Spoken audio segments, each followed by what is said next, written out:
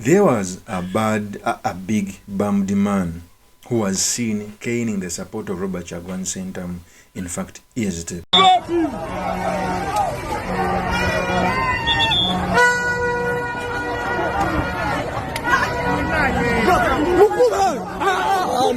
why do you beat the people? Why do you beat the people? What?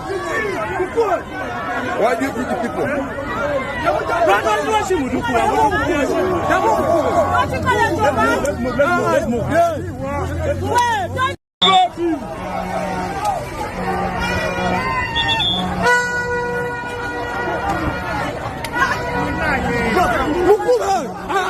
No, why do you beat the people? Why do you beat the people? What? Why do you beat the people?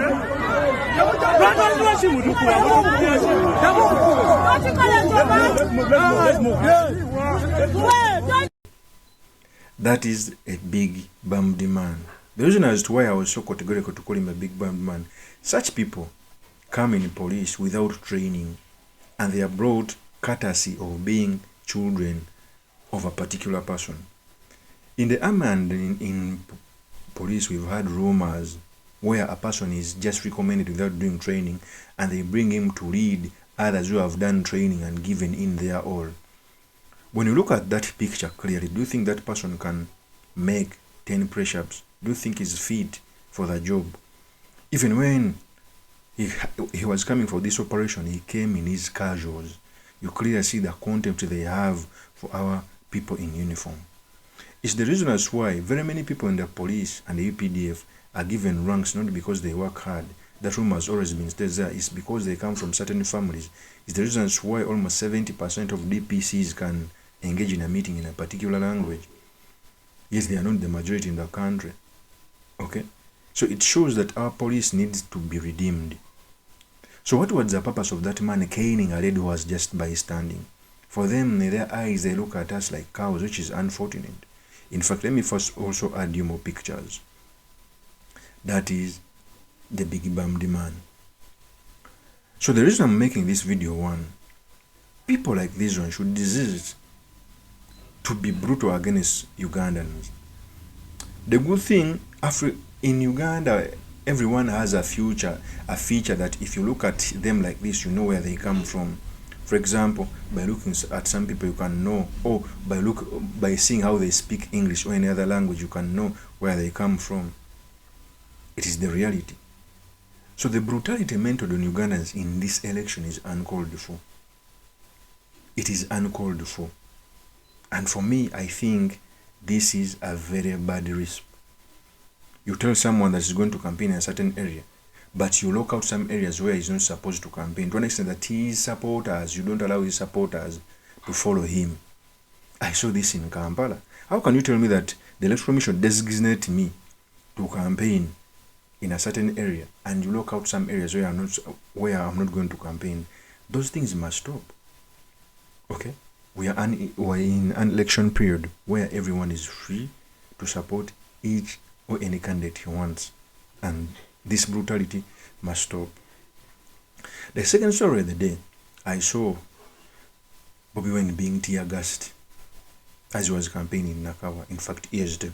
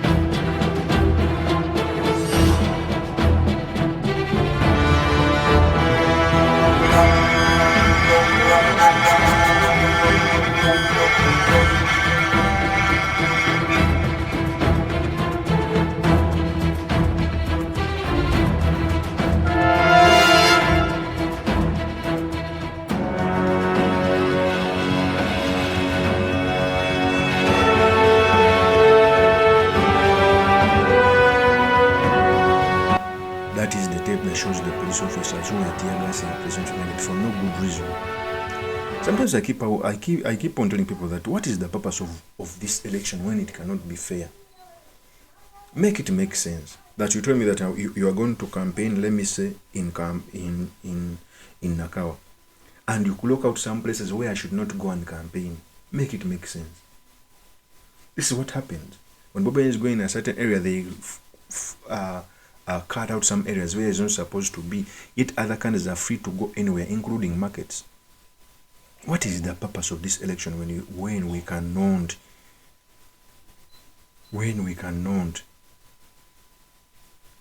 follow our constitution? Tell me.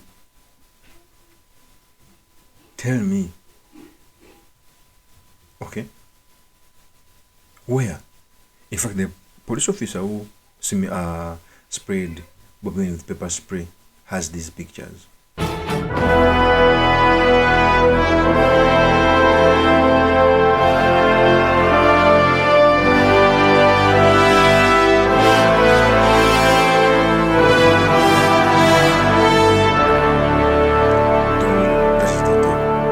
See that in this election there's a lot of brutality. In fact, I expect people to collect evidence.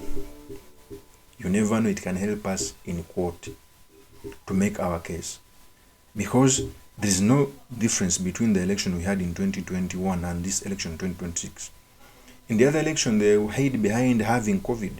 This time around there is no COVID and they're still doing police brutality, which is unfortunate.